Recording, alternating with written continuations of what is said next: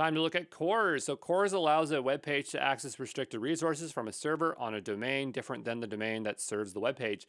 I cover the concepts of CORS in greater detail in S3.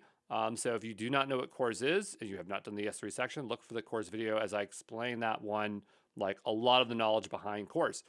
So a cross-origin HTTP request is one that is made to a different domain, a different subdomain, a different port, a different protocol. So if any of those are occurring, you're probably going to be doing cross-domain stuff, and you'll have to configure CORS. And CORS is such a headache to configure, so that's always a large pain.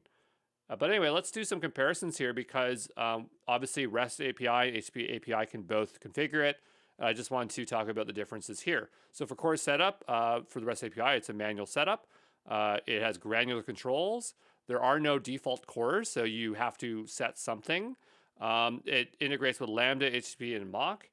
It is more complex to set up, but you have more detailed settings or more granular settings for where you want to set CORS. And, if your requirements are detailed, like you need to be very specific on what you're applying CORS to, down to the method, then you'll want to use REST API. So for HTTP API, it has a simplified setup. It is much less granular, like it applies to the entire API.